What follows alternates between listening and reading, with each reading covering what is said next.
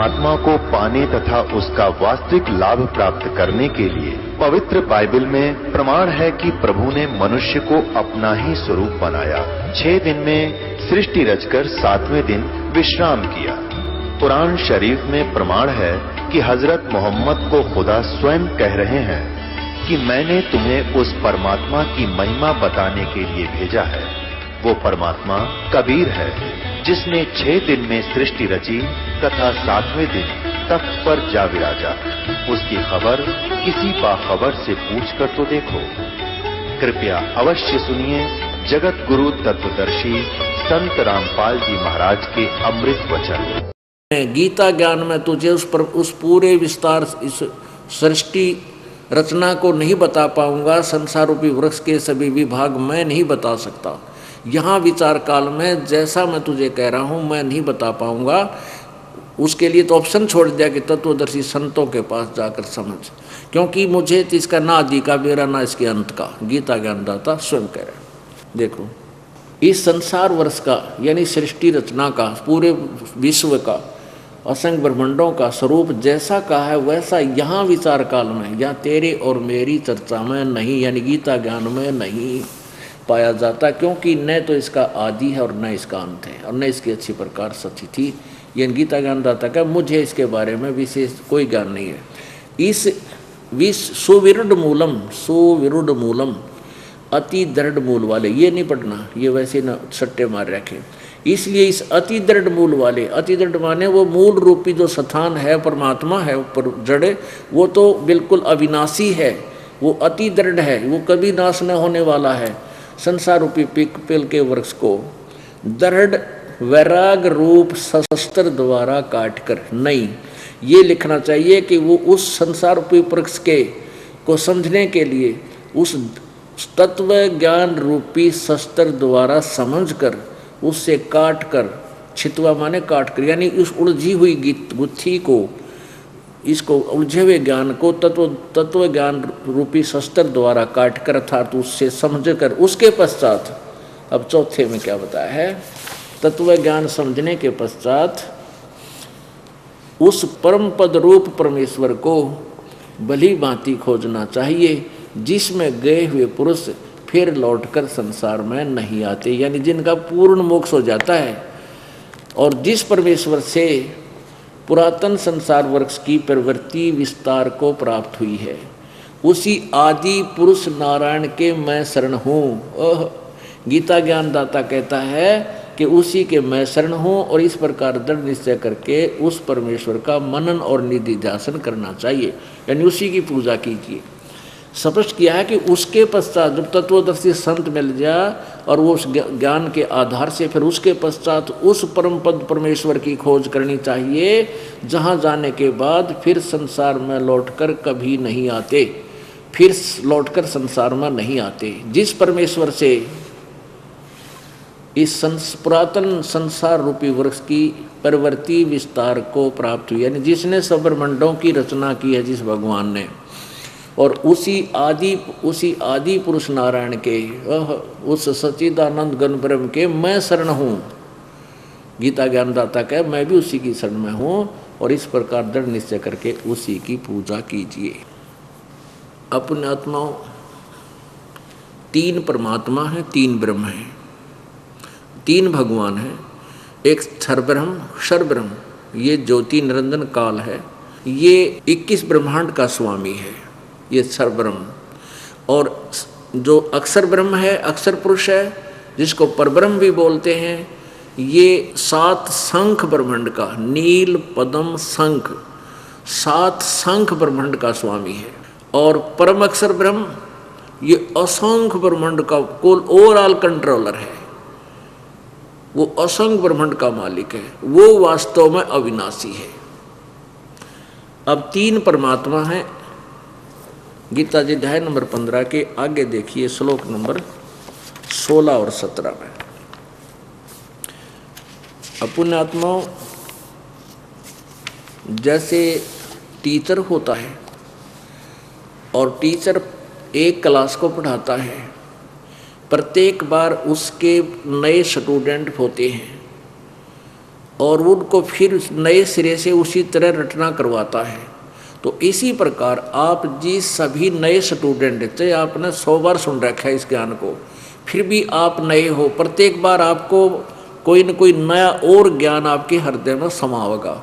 इसलिए रह रह कर आपको ये ज्ञान कराया जा रहा है कि हमारे सदग्रंथ क्या बताते हैं, ताकि हम परमात्मा को पहचान सकें और यहाँ से पीछा छुटवा सकें।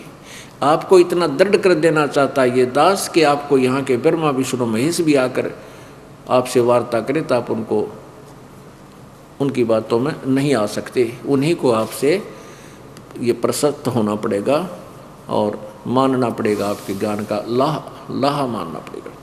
अब देखिएगा 15वें अध्याय का 16 और 17 श्लोक, अध्याय नंबर 15 का और श्लोक नंबर 16। इसमें दो भगवान हैं। द्वौ इमौ पुरुषौ लोके, शर पुरुष शर च अक्षर एव च सर अक्षर सर्वाणी भूतानि कटुस्थ अक्षर उच्यते। इसका अर्थ है कि इस लोक में, इस पृथ्वी वाले लोक में, ये अक्षर पुरुष और सर पुरुष के लोक को पृथ्वी वाला लोक बोला जाता है, ये नाशवान है, और सतलोक अविनाशी है। द्वौ इमौ पुरुषौ लोके, इस लोक में द्वौ माने दो, पुरुषौ क्षर पुरुष और अक्षर पुरुष, दो भगवान हैं। और इसी प्रकार और इनके लोकों में, इनके लोकों में सभी प्राणियों के, भूतानि माने प्राणियों के सतुल शरीर तो नाशवान है, सर है, और या जीवात्मा अविनाशी कहते हैं। इनके अनुवाद में देखिए, इन्हीं का अनुवाद। इस संसार में नाशवान और अविनाशी भी ये दो प्रकार के पुरुष हैं, दो प्रकार के प्रभु हैं, दो प्रकार के भगवान हैं। क्षर पुरुष, ये क्षर पुरुष और अक्षर पुरुष, क्षर पुरुष और अक्षर पुरुष, ये दो प्रकार के भगवान हैं। और इनके लोकों में संपूर्ण प्राणियों के शरीर तो नाशवान है और जीवात्मा अविनाशी है। 17वें में क्लियर किया है कि उत्तम पुरुष है तू अन्य परमात्मा इति उदाहरते, उत्तम पुरुष है तू अन्य परमात्मा इति उदाहरते, यानी पुरुषोत्तम तो कोई उत्तम पुरुष, वो सही श्रेष्ठ भगवान पुरुषोत्तम तो इन ऊपर वाले 16 में वर्णित इन दोनों से, सर पुरुष से और अक्षर पुरुष से कोई और है, अन्य है, और उसी को भगवान वो परमात्मा कहलाता है। यह लोक तरम आविश्य विभर्ति अवैश्वर है। उत्तम पुरुष तो अन्य ही है, उत्तम पुरुष तो अन्य ही है, इन दोनों से कोई और है, वो श्रेष्ठ भगवान। और जो तीनों लोकों प्रवेश करके, यानी जड़ रूपी भगवान मूल रूपी परमात्मा है, तीनों लोकों में प्रवेश करके सबका धारण पोषण करता है, यानी सबको उसी से आहार मिलता है, जड़ से पूरे पेड़ को आहार मिलता है। वो अविनाशी परमेश्वर परमात्मा इस प्रकार कहा गया है। अब यहाँ देखिए, थोड़ी सी यहाँ विचलित हो जाते हैं। 15वें अध्याय के 18वें श्लोक में गीता ज्ञान दाता कहता है, ये गीता ज्ञान दाता कहता है कि क्योंकि मैं शर्म जड़ वर्ग नाशवान जड़ वर्ग अक्षेत्र से तो सर्वथा अतीत हूँ और अक्षरात अविनाशी जीवात्मा से भी उत्तम हूँ, इसलिए लोक और वेद में पुरुषोत्तम नाम से प्रसिद्ध हूँ। ये स्पष्ट कहता है कि मैं जड़ वर्ग अक्षेत्र यानी इस स्थूल शरीरधारी प्राणी जो मेरे अंतर्गत हैं और जय जीवात्मा रूप में है, इनसे मैं तगड़ा हूँ जो मेरे अंतर्गत है। गीता ज्ञानदाता कहता है कि मेरे 21 ब्रह्मांड में, चाहे तो वो जीवात्मा रूप में है, चाहे वो स्थूल शरीरधारी मनुष्य देवता हैं, उनसे मैं अतीत हूँ, उनसे तगड़ा हूँ, उनसे सुपीरियर हूँ। इसलिए लोक वेद के आधार से, लोक वेद होता दंत कथा सुने सुनाए ज्ञान के आधार से मैं पुरुषोत्तम प्रसिद्ध हूँ। क्यों? लेकिन मैं पुरुषोत्तम नहीं हूँ। पुरुषोत्तम तो 17वें श्लोक में कह दिया, 15वें अध्याय के। लोक वेद क्या था? जैसे हम अभी तक ब्रह्मा विष्णु महेश को सर्वेश्वर महेश्वर मृत्युंजय कालज्ञ माना करते थे, इनके ऊपर कोई भगवान नहीं, यही जाना करते थे। यो लोक वेद था, दंत कथा थी, सुनी सुनाई ज्ञान था, ये यथार्थ ज्ञान नहीं था। तो गीता ज्ञानदाता के स्पष्ट कर रहा है कि मैं तो लोक वेद के आधार से पुरुषोत्तम प्रसिद्ध हो रहा हूँ, मैं पुरुषोत्तम नहीं हूँ। मुझे पुरुषोत्तम इसलिए मानते हैं कि मेरे अंतर्गत जितने प्राणी हैं उनसे मैं श्रेष्ठ हूँ, उनसे मैं तगड़ा हूँ। इसलिए लोक वेद के आधार से लोक वेद में मैं पुरुषोत्तम प्रसिद्ध हो रहा हूँ। पुरुषोत्तम तो वो है जो तीनों लोकों में प्रवेश करके सबका धारण पोषण करता है, वो अविनाशी परमात्मा। पुण्यात्माओं, सुबह दास ने एक शब्द आपके सामने प्रारंभ किया था सूक्ष्म वेद का, इस तत्व वेद का। वो क्या था? मन तू चल रे सुख के सागर, जहाँ शब्द सिंधु रत्नागर। मन तू चल रे सुख के सागर, जहाँ शब्द सिंधु रत्नागर। उस सुख के सागर सतलोक की को डिफाइन भी किया था कि सुख सागर किसे कहते हैं। सुबह सुख सागर को भी आपके सामने डिफाइन किया था, एक बार फिर करते हैं, क्योंकि प्रत्येक बार नई आत्मा, प्यारी आत्मा आती है। कुछ एक हमारे भक्त साथ लाते हैं कि आप चलो हमारा गुरु जी का सत्संग सुनाओ, तो उनको भी हमने पहली कक्षा की तरह ABC से प्रारंभ करना होता है। और पुराने भक्तों की तो आत्मा गदगद हो जाती है, 100 बार सुन लेते। ये तो लड्डू है पर देसी घी के, किसी टाइम खा ले जब बस टेस्टी लगेंगे। शंखों लहर मेहर की उपजे, और कहर नहीं जा कोई, दास गरीब अचल अविनाशी, सुख का सागर सोई। कभी कभी किसी दिन, वो भी कभी हफ्ते 10 दिन महीने में कभी कभी होता है, एक ऐसी हिलोर उठती है अंदर से, सभी किसी के प्रति भी आपका द्वेष नहीं रहता। कितना दुश्मन आपका शत्रु है, किसी ने कितना आपको दुखी कर रखा है, उसके प्रति भी सद्भावना आ जाती है। वो मेहर की लहर थी, वह हिलोर जो उठी थी वो अक्षीणिक होती है, और उसके चले जाने के बाद फिर वो एक कहर टूट जाता है, उसको ऐसे कर दूंगा, उसको ऐसे कर दूंगा, वो मुझे ऐसा हानि कर गया, हे भगवान वो ऐसा हो गया, लड़का शराब पीता है, बेटी का पति दारू पी शराब पीता है, रोज पीता है उसने, ये भगवान क्यों कर गुजारा होगा बेटी का। यानी इस तरह की फिर वो कहर की लहर, बिजनेस में घाटा फराना न्यू हो गया, ये कहर की लहर आपके ऊपर फिर टूट पड़ती है। वह एक हिलोर थी मेहर की, ना कोई किसी की चिंता थी, ना कोई शत्रु भी अपना सा लग रहा था। तो कहते हैं सतलोक में जाकर के आपको इतना सुख हो जाएगा। शंखों लहर मेहर की उपजे, कहर नहीं जा कोई, दास गरीब अचल अविनाशी, सुख का सागर सोई। सुख सागर, समुद्र में जाने के बाद जो जहाज में जाते हैं व्यक्ति, वो बताते हैं कि हमने कहीं और दूसरी वस्तु नज़र नहीं आती, जल ही जल, जल ही जल, सारा जल जल। तो सतलोक में जाने के बाद दुख नाम की दूसरी कोई और चीज़ नहीं, सुख ही सुख, सुख है सुख। जहाँ से हम आए हैं, आप यहाँ के रहने वाले नहीं हो, आप तो यहाँ अपनी गलती से फंस गए हो बच्चों। यहाँ से निकलने की पल्ला गांठ मार लो। और इस परमात्मा के ज्ञान को आपको इसलिए बार बार सुना जाता है कि आपके हृदय में यह सच्चाई सच्ची जच जा। फिर छोटी सी बात रह जाएगी, जहाँ आशा ता बासा होई, और मन कर्म वचन सुमरियो सोई। अब जैसे गीता जी अध्याय नंबर 8 में गीता ज्ञानदाता कह, मेरी भक्ति करेगा, मेरे गुणों से परिचित होगा, तो मेरे में भावना रहेगी तेरी, तो मुझे प्राप्त हो जाएगा।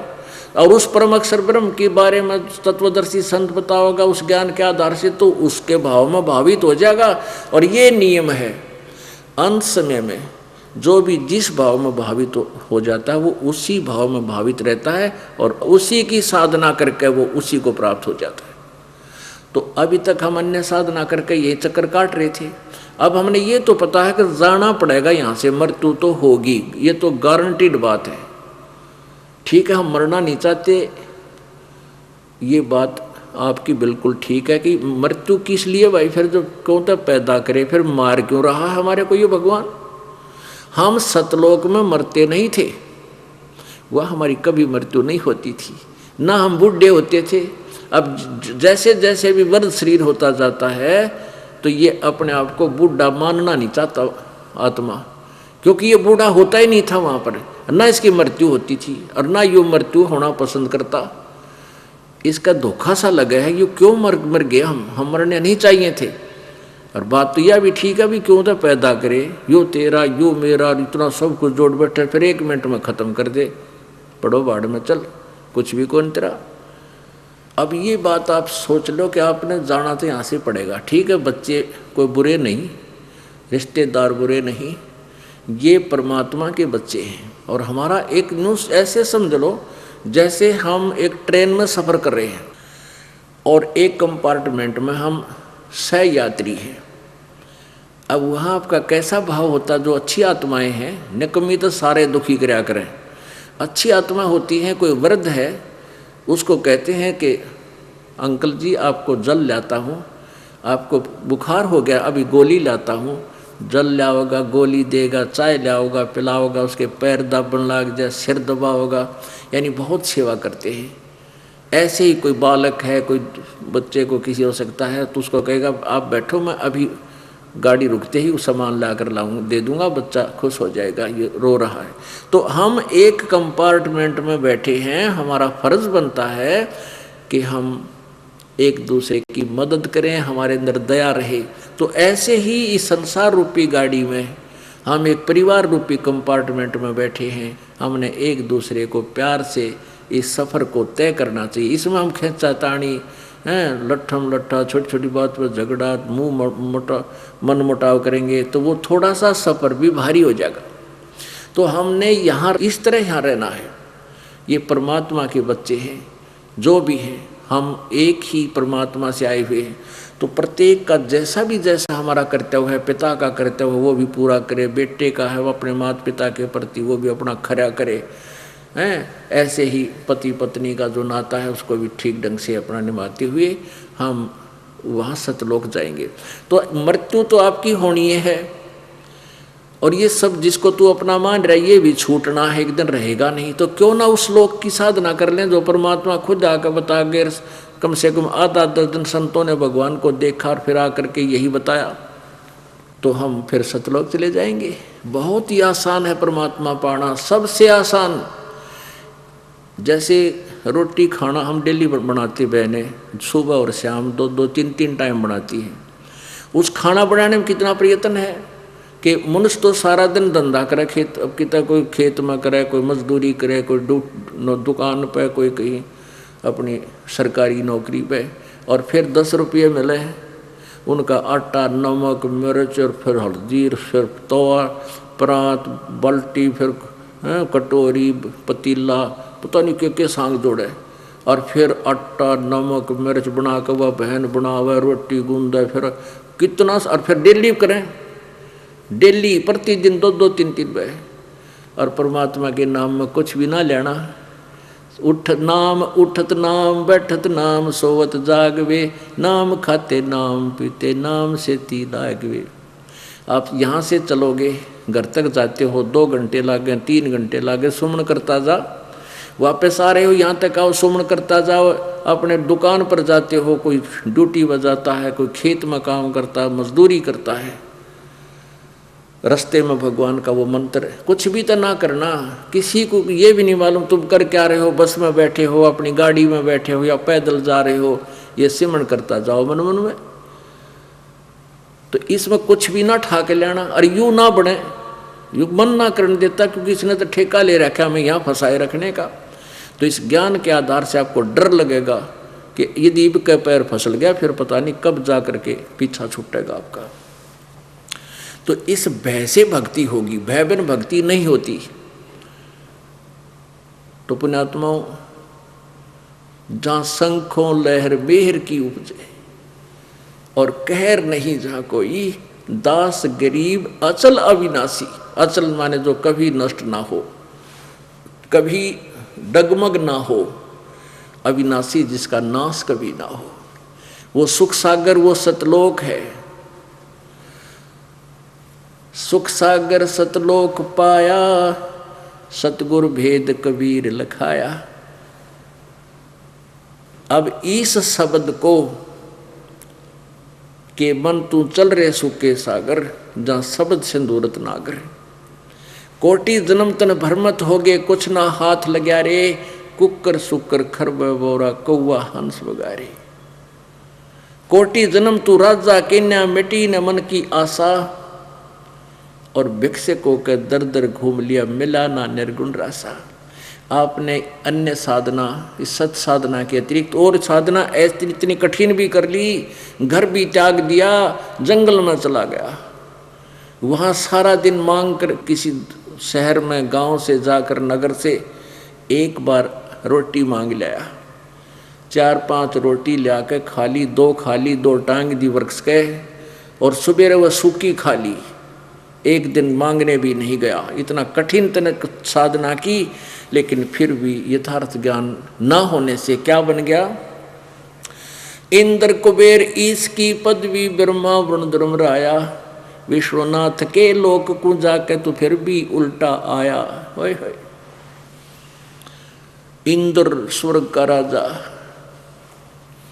अपने आत्माओं, हम तो यहाँ छोटा सा कोई मेंबर या एमएलए, सरपंच एमएलए बन जा, या मंत्री बन जा, मुख्यमंत्री बन जा, या प्रधानमंत्री बन जा, तो फूला नहीं समावे।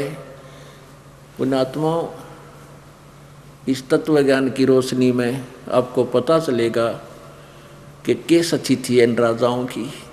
स्वर्ग का राजा इंद्र होता है, देवताओं का मालिक, देवताओं का राजा, देवराज बोलते हैं उसको। और उसकी के दुर्गति होगी। एक समय मार्कंडेय ऋषि बंगाल की खाड़ी में साधना कर रहा था, और ये ज्ञानी आत्मा कहलाती है। ज्ञानी आत्मा गीता जी अध्याय नंबर 7 के श्लोक नंबर 16 और 17 में इनका विवरण है। 4 प्रकार के साधक बताए हैं। ब्रह्म साधक, एक अर्थार्थी, एक आरथ, और एक जिज्ञासु, और चौथे ज्ञानी। तो ज्ञानियों को गीता ज्ञानदाता कहता है वो मुझे अच्छे लगते हैं और उनको मैं अच्छा लगता हूँ, क्योंकि ज्ञानी आत्माओं ने अपने आप निष्कर्ष निकाल लिया कि वेदों में लिखा है एक परमात्मा की भक्ति करनी चाहिए और नहीं करें, और उसका वो ब्रह्म है, ब्रह्म का ओम मंत्र है। इसके साथ साथ ब्रह्मा से सुना हुआ हठ योग। तो मार्कंडेय ऋषि वहाँ बंगाल की खाड़ी में तपस्या कर रहे थे हठ योग करके, और तप से राज मिलता है। इंद्र को 2 बात अच्छी नहीं लगती कि कोई तप ना कर ले, कहते तेरी राजगद्दी छीन ले, और कोई यज्ञ अनुष्ठान धार्मिक कर्म ठीक ना कर ले, कहीं तेरे गद्दी का दुश्मन ना बन जा। तो इसका चिंता बनी रहती है। इसको पता चला कि बंगाल की खाड़ी में मार्कंडेय ऋषि बहुत दिनों से तप कर रहा है, और कहीं वो तेरी इंद्र की, क्योंकि तप से ये राज मिलता है, इंद्र की गद्दी मिलती है। एक धार्मिक अनुष्ठान यज्ञ करने से 100 मन देसी घी एक बार प्रयोग किया जावे, एक बार के अनुष्ठान में ऐसी 100 यज्ञ की जाए, और वो मर्यादा उनकी टर्म एंड कंडीशन जो होती है वो खंड ना हो, तो इंद्र की पदवी प्राप्त होती है। और इंद्र उस यज्ञ धर्म को होने नहीं देता, उसमें कोई न कोई बाधा डलवा देता है। तो इंद्र को पता चला कि मार्कंडेय ऋषि तपस्या कर रहे हैं, और कहीं तेरी गद्दी का दुश्मन ना बन जा। क्या होता है कि वर्तमान जो इंद्र है वो तप से और अन्य यज्ञों से बनता है, और उसके साथ एक कंडीशन होती है कि तेरे शासन काल में वो 72 चतुर्युग तक राज्य करता है। 72 चतुर्युग, एक चतुर्युग में सतयुग, त्रेता, द्वापर और कलयुग 4 युग आ जाते हैं। इन चारों युगों का 43,20,000 वर्ष बनता है समय, और ऐसे 72 चतुर्युग तक इंद्र स्वर्ग का राजा पद पर रहता है। और उस दौरान जो कोई अन्य उस पद की प्राप्ति योग्य साधना कर लेता है, तो उस वर्तमान इंद्र को पद से रहित कर दिया जाता है, और उसको वो राज्य दे दिया जाता है। तो इंद्र के लिए यह समस्या और भारी रहती है। तो उसने चिंता बनी रहती है। इंद्र को पता चला कि मार्कंडे नाम का एक ऋषि बंगाल की खाड़ी में बहुत दिनों से बैठा है, कहीं तेरी गड़बड़ ना हो जाए। उसने उर्वशी भेज दी, औरत भेज दी, डांस करने वाली, बहुत ही खूबसूरत, और उसको कुछ ऐसे सुंदर गाजे बाजे सिद्धि दे दी, वहाँ आसपास का ऐसा बढ़िया वातावरण कर दिया, बसंत बहार बना दी, और मीठी मीठी ऐसे जैसे घंटियाँ बजती हों ऐसी आवाज़ें शुरू होगी। और मार्कंडे ऋषि की आधी आंखें खुली थी, आधी बंद थी। वो उर्वशी डांस करने लगी, खूब डांस करके वह थक गई। लास्ट में उसने अपना कमर का नाड़ा भी तोड़ दिया, नी वस्त्र होगी। तब मार्कंडे ऋषि ने कहा, हे बेटी, हे बहन, आप यहाँ किस लिए आई? तब वो शर्मिंदा हो गई, वस्त्र पहनकर कहने लगी कि हे मार्कंडे ऋषि, मेरे इस स्वरूप को देखकर इस बनखंड के, इस जंगल के जितने भी साधक थे, उनका तो मन डगमग हो गया, उनकी तो जो है नीयत खराब होगी। और आप पता नहीं आपकी योग समाधि कहाँ गई हुई थी, ये तुम जानो। तब मार्कंडे ऋषि ने कहा कि इस समय मेरी समाधि यानी मेरा ध्यान ब्रह्मलोक में था। ब्रह्मलोक में जो नाच करती हैं, डांस करती हैं उर्वशी, वहाँ तेरे जैसी तो उनकी नौकरानी है, फिर मैं तने के देखूं, तेरी तरफ क्या आकर्षित हो। और पुण्यात्मा, इस तत्व ज्ञान की रोशनी में आप देखना कितना निखार होगा इस ज्ञान का। अब देखो, हम कोई बैठा है साधना करता है, आंखें बंद कर रखी है या खोल, आंखें खुली हो चाहे बंद, ये ध्यान जैसे हम कहीं खड़े हैं और कहीं चल बातों में इतने मस्त हो जाते हैं, निकल जाते हैं, पता भी नहीं हम कहाँ से गुजर गए। और ऐसे ही जैसे इस पास के बस निकल जाती है हॉर्न देती हुई, और हम वहाँ किनारे खड़े बतलाते हैं, हमें वो हॉर्न भी ना सुनता उसका कई बार। तो ऐसे ये ध्यान होता है। तो जिसने जहाँ तक की समाधि उसकी अभ्यास हो गया, तो ओम नाम के जाप से इनकी समाधि इस ब्रह्मलोक तक पहुँच जाती है। और जैसे कोई हठ लोग करते थे, ये कई वर्षों तक बैठे रहते थे, वैसे नहीं बैठ सकता इंसान। क्या होता है कि समाधि जब अभ्यास कर लेता मेडिटेशन का, तो हमारे अंदर का कोई कमल खुल जाता है, और उस कमल के जैसे कोई टीवी चैनल होते हैं हमारे शरीर में, ऐसे कमल बने हैं। टीवी में न्यारे न्यारे चैनल होते हैं, जौन सा भी चैनल ऑन कर लिया जाता है उसमें चल रहे प्रोग्राम आपके सामने दृष्टिगोचर हो जाते हैं। ऐसे ही समाधिस्थ व्यक्ति उन ऊपर के नज़ारे देखता रहता ना, तो 5 मिनट भी ना बैठने दे, यो मन, इस मन को यहाँ से अच्छी बकवाद शरीर में दिखाई देती है। तो इसलिए वो देखता तो ये बकवाद है, हमें लगता है कि वो तप कर, साधना कर रहा है, और उससे तप बन जाता है, फिर उसका तप से राज्य प्राप्त हो जाता है। ऐसे इसकी दुर्गति होती है। अब मार्कंडे ऋषि वहाँ बैठा, और बैठा बैठा डांस देख रहा ब्रह्म लोक में, और वहाँ भी डांस से देख रहा है वो। और अब वहाँ बहुत सुंदर औरतें हैं ब्रह्मलोक की, और सामने वो कौन थी, इंद्र की पटरानी थी जो सामने डांस कर रही थी, और वो उसका पसंद ना आई। अब मार्कंडे ऋषि ने कहा कि तेरे से कोई और सुंदर हो ना उसने भेज दे। अब वो क्या कहती है ऋषि के, इंद्र की पटरानी मैं ही हूँ, अर्थात मेरे से सुंदर अप्सरा स्वर्गलोक में नहीं है। तो मार्कंडे ऋषि बोला, तू यहाँ किस लिए आई? कि उसने बताया कि मैं आपको इंद्र के लोक में, स्वर्ग लोक में ले जाने के लिए आई, कि आप मेरे पास आकर्षित हो जाते और तेरा यो खंड हो जाता, और मेरी इज्जत रह जाती वहाँ। नहीं तो मेरी हंसी करेंगे कि तू यहाँ से बनकर गई थी, सबसे सुंदर और सबसे अच्छी तू उर्वशी है, और तू भी आ रही, मेरी वहाँ बेइज्जती हो जाएगी। इसलिए आप एक बार मेरे साथ स्वर्ग चल पड़ो। तो मार्कंडे ऋषि बोला, एक बात सुन बेटी, जब ये इंद्र मरेगा तो क्या करेगी, फिर किसने करेगी खसम? उर्वशी बोली कि मैं 14 इंद्र वरूंगी। अब ध्यान से सुनना पुण्यात्मा, ये कहाँ निखार होगा इस तत्व ज्ञान से। क्या निर्णय होगा ध्यान से सुनना। अब जैसे वो सची नाम की जो इंद्र की पटरानी है, वो पुण्यात्मा कितनी अच्छी आत्मा थी कि उसने किसी मनुष्य जन्म में इतने पुण्य किए हैं, इतनी साधना की है कि उसको स्वर्ग का सुख, यानी 14 इंद्रों के साथ रहने का समय उसका स्वर्ग का बना हुआ है।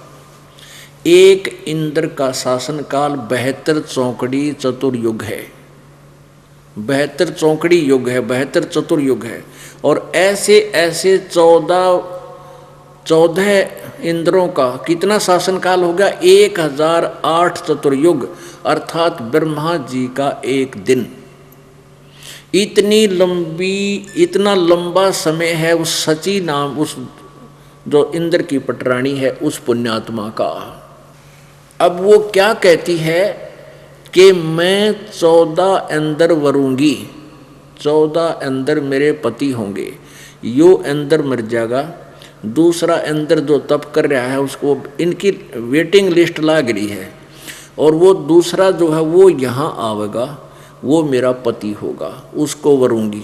फिर मार्कंडेय बोले वो 14 भी मरेंगे, फिर क्या करेगी।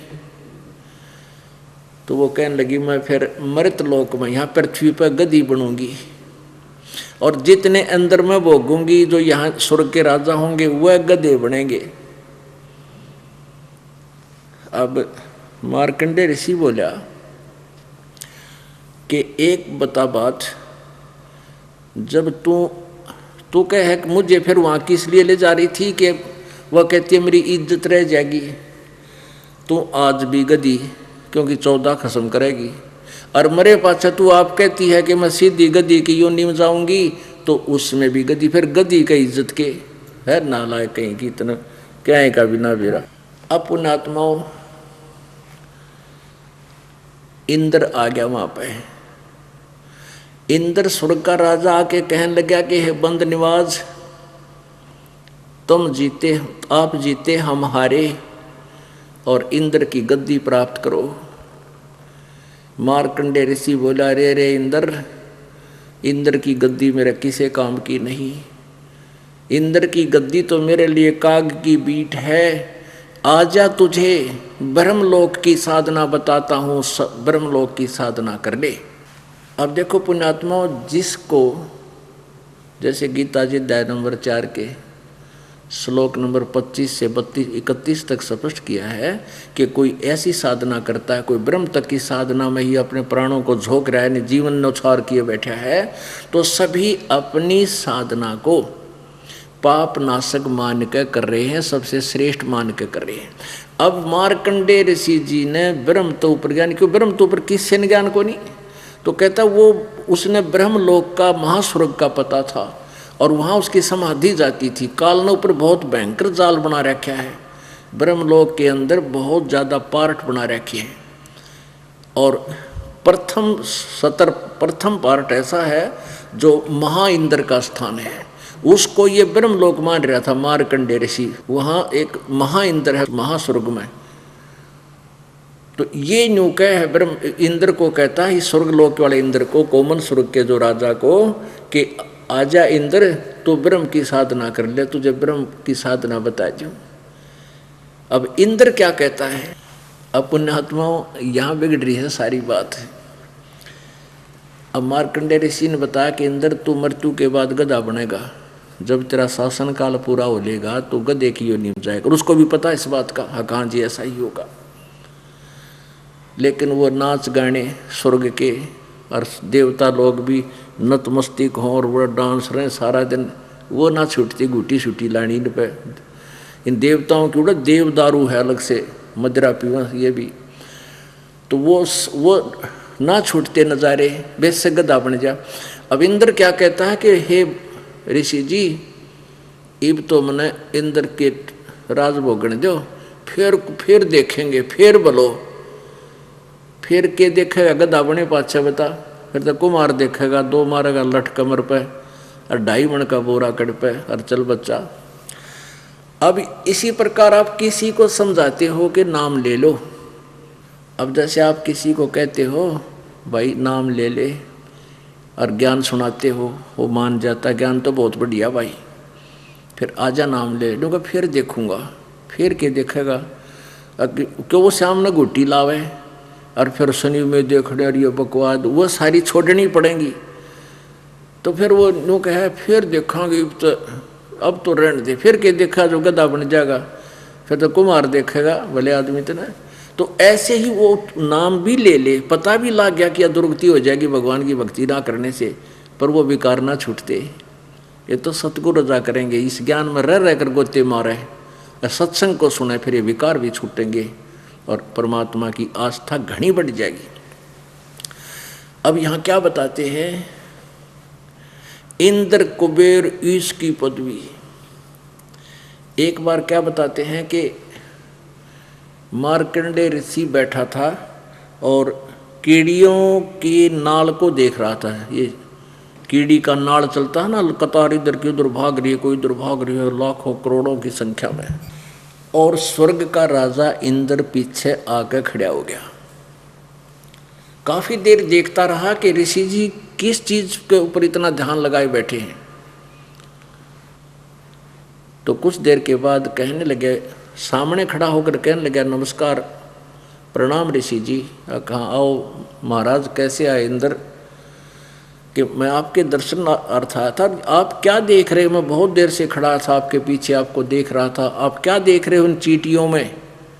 मार्कंडेय ऋषि बोला कि इनमें ये देख रहा हूँ कि अपनी दिव्यदृष्टि से ये देख रहा हूँ कि कौन सी चींटी कितनी बार इंद्र की पदवी को भोग चुकी है, स्वर्ग के राजा की। अब इंद्र तो थर थर कांपन लग गया कि हे बंद निवाज, क्या ये चींटियां भी कभी इंद्र रही हैं? हाँ, कई कई बार।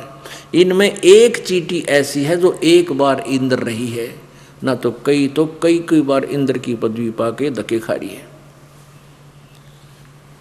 अपन आत्माओं, परमात्मा क्या बताना चाहते हैं आपको?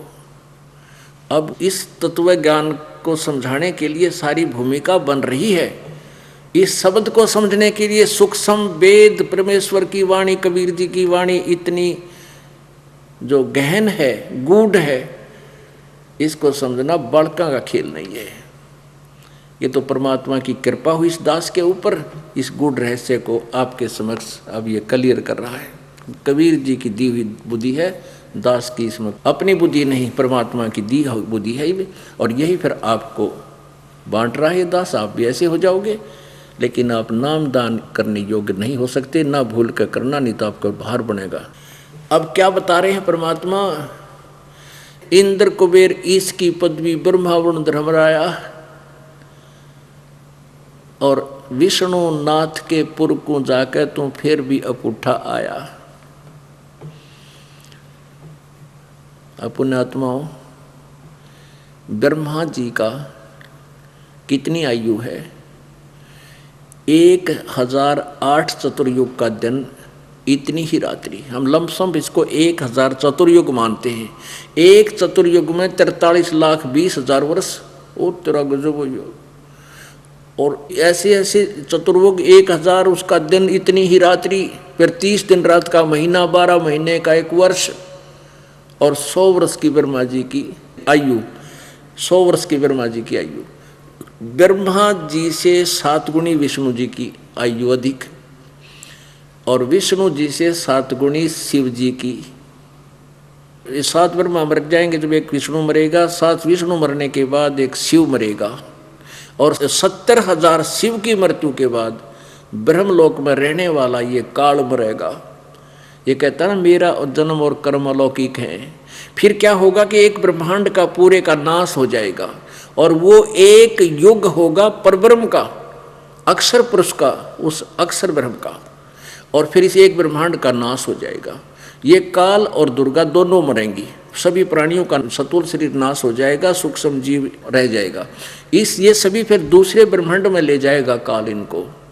वहाँ दुर्गा का और इसका जन्म परमात्मा कबीर जी द्वारा दी गई उस आशीर्वाद से स्वयं ही दूसरे लोक में जाकर इन दोनों स्वयं ही युवा शरीर बन जाएगा। इनका फिर अपने संयुक्त दोनों के स्त्री पुरुष कर्म से फिर रजगुण ब्रह्मा, सतगुण विष्णु, तमगुण शिव जी की उत्पत्ति होगी। फिर आगे दूसरे ब्रह्मांड में ये काल की सृष्टि फिर प्रारंभ होगी। तो ये एक युग होगा परब्रह्म का, उस अक्षर पुरुष का। उस ऐसे बने हुए 1000 युग का दिन परब्रह्म का, 1000 युग की रात उस अक्षर पुरुष की, और 30 दिन रात का महीना, और 12 महीने का 1 वर्ष, और 100 वर्ष की आयु होगी उस अक्षर पुरुष की। और फिर भी उसकी मृत्यु, उसकी आयु फिक्स है 100 वर्ष की, इस प्रकार बने हुए वर्षों की। तो उस अक्षर पुरुष की आयु, इसलिए इसको अक्षर पुरुष कुछ चिर स्थायी बोला है। लेकिन फिर 15वें अध्याय के 17वें श्लोक में कहा कि उत्तम पुरुष तो अन्य परमात्मा इति उद्धारते, ये लोग तरम आविश्य विभर्ति अवय ईश्वर है। वो अवय माने वो है अविनाशी ईश्वर परमेश्वर, जो इन दोनों से न्यारा है, उसकी कभी मृत्यु नहीं होती। एती उम्र बुलंद मरेगा अंतरे, क्योंकि सतगुरु लगे न कान न भेंटे वो संतरे। इतनी लंबी आयु भी तेरी हो जाएगी तो भी मृत्यु होगी, क्योंकि तुझे वो तत्वदर्शी संत नहीं मिले, वो सतगुरु नहीं मिला। आगे क्या बताते हैं, असंग जन्म तन मर्त्या होगे, जीवित क्यों न मरे रे, द्वादश मद मैल मुठ बोरे, बहुर न दे धरे रे। जीवित मरना किसे कहते हैं? जैसे आप देखते हो, एक पीछे अखबारों में आई थी, वो कित का राष्ट्रपति था पोलैंड का, पता नहीं कहाँ कहाँ उमंग थी, पूरा कैबिनेट मर गया 1 सेकंड में, खत्म हो गया। और भी बहुत सी घटनाएं यहाँ प्रतिदिन हम देख रहे हैं। तो फिर मान लीजिए किसी को बहुत ज़रूरी काम होते हैं, सफ़र में जा रहा है, एक्सीडेंट हो गया, वो काम धीरे धीरे रह गए, दोबारा उनको नहीं जा करके सेट कर सकता।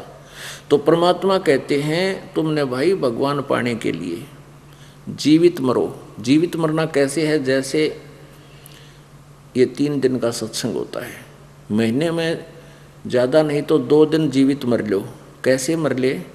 वान्यों सोच ले भी आज आपकी मृत्यु हो जा, ये तो होनी तो है पुण्यात्मा, ये तो यूनिवर्सल ट्रूथ है। और आज मान ले मृत्यु हो गया, गया परमानेंट काम थे, ना घर न संभाल सकता, ना बच्चा न संभाल सकता, ना कोई कुछ भी हो फिर बाद में। और यदि आप 2 दिन जीवित मर लो, न्यों सोच लो कि हम मर गए, आज हमारी मृत्यु होगी, और चल सत्संग में चलते हैं। आप 2 दिन 3 दिन यहाँ आ गए, अब मान ले उस दौरान कोई काम बिगड़ भी जाएगा, कोई आपको हानि, वैसे तो होया नहीं करती हानि, भगवान के तरफ चलते हैं तो आपका दूना लाभ होगा, ये गारंटीड बात है।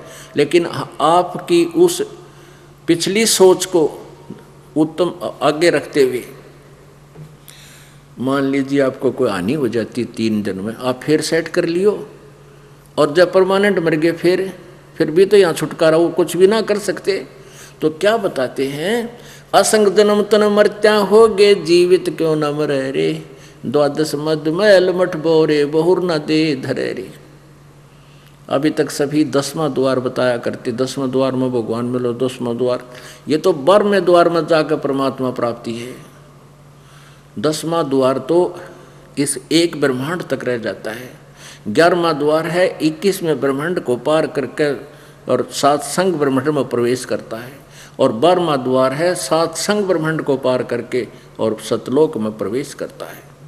उस 12वें द्वार में कहते हैं द्वादश मद महल मठ बोरे, जहाँ जाने के वो वहाँ पर वो सतलोक रूपी महल है, तेरा सतलोक रूपी स्थान है। वहाँ जाने के बाद फिर बहुर ना दे धरे रे, तेरा फिर जन्म नहीं होगा।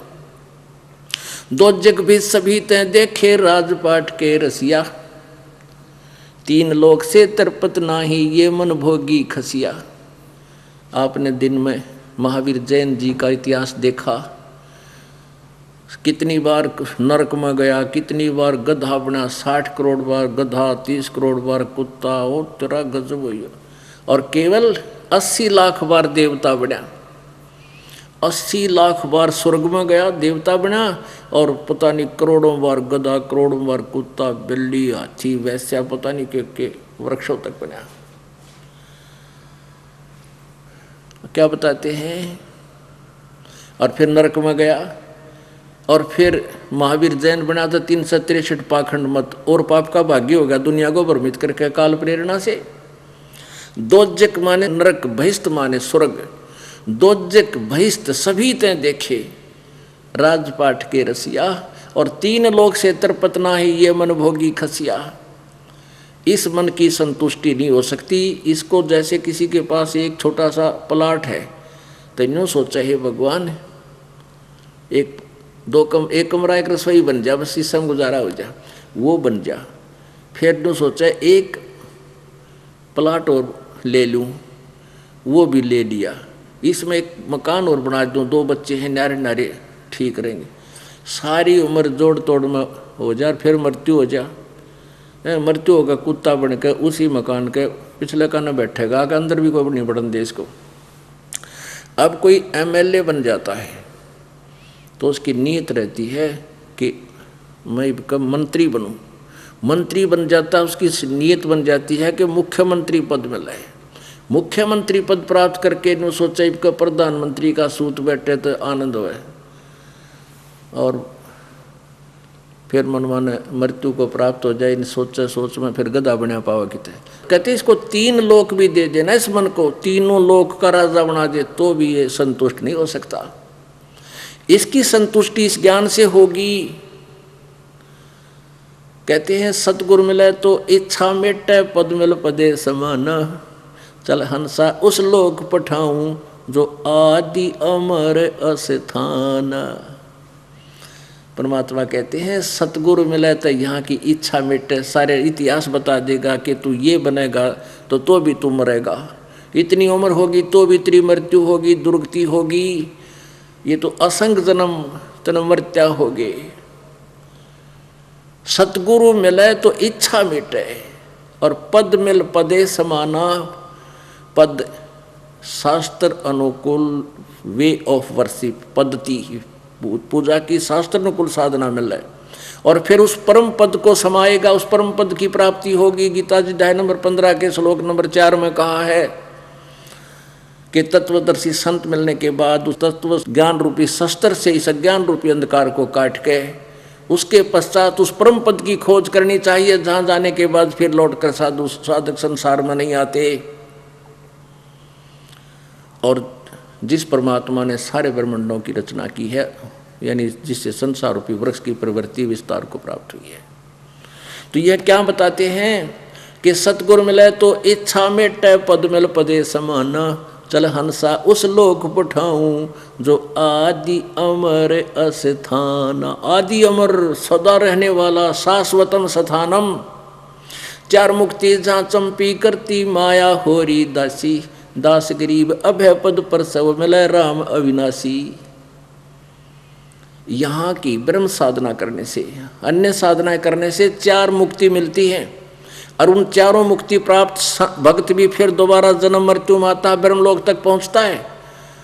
कहते हैं ये 4 मुक्ति का सुख तेरे वहाँ चरणों में सदा पड़ा रहेगा सतलोक में। 4 मुक्ति जहाँ चंपी करती माया होरी दासी। दास गरीब अभय पद पर से वो मिले राम अविनाशी।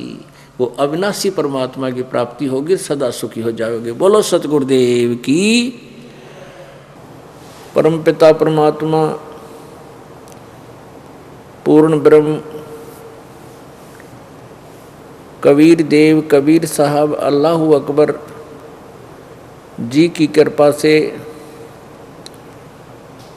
आज हम सभी इस शुभ समागम में उपस्थित हैं। जिस पुण्यात्मा पर परमात्मा की विशेष रजा होती है वही इस शुभ समागम में पहुंच पाते हैं। पुण्यात्माओं,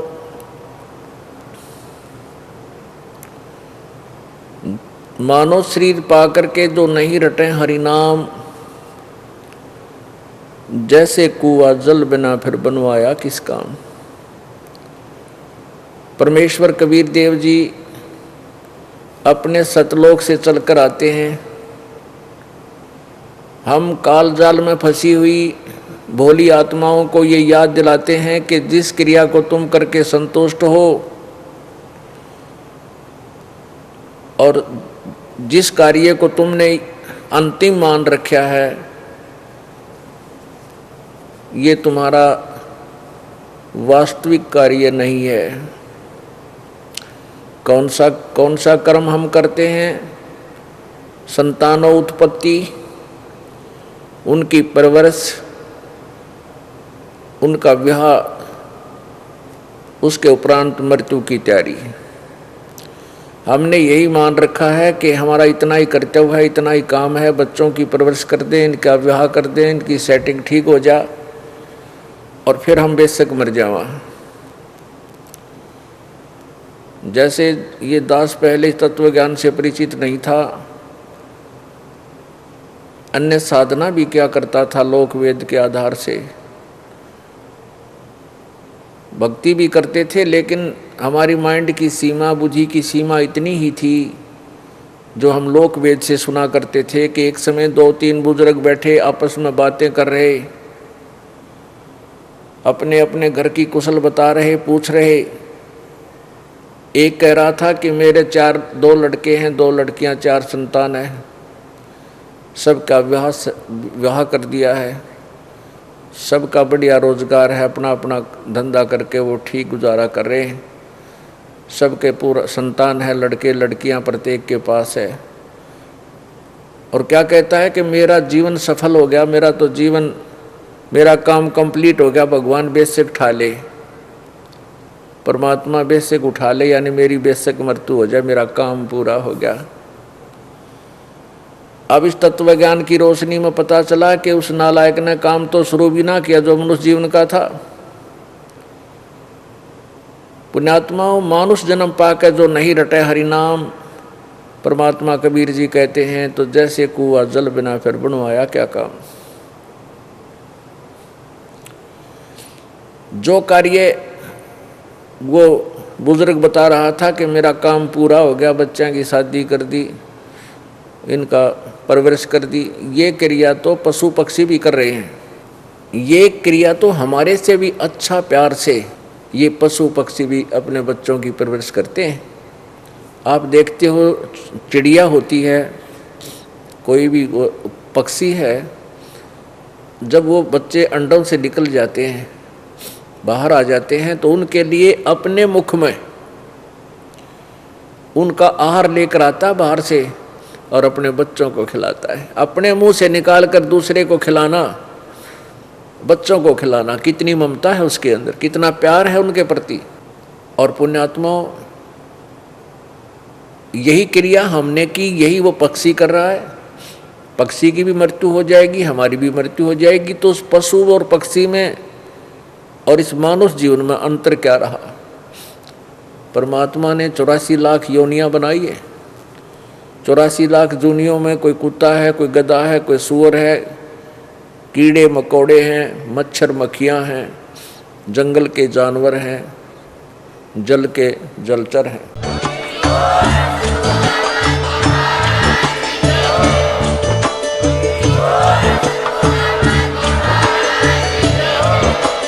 आप सुन रहे थे जगत गुरु तत्वदर्शी संत रामपाल जी महाराज जी के मंगल प्रवचन। अधिक जानकारी के लिए विजिट कीजिए हमारी वेबसाइट www.jagatgururampalji.org। संत रामपाल जी महाराज जी के शुभ आशीर्वाद से पूरे विश्व भर में 500 से भी ज्यादा नाम दीक्षा केंद्र हैं, जिन पर संत रामपाल जी महाराज जी द्वारा ऑनलाइन निःशुल्क नाम दीक्षा दी जा रही है। अपने नजदीकी नाम दीक्षा केंद्र का पता करने के लिए संपर्क करें 8222880541।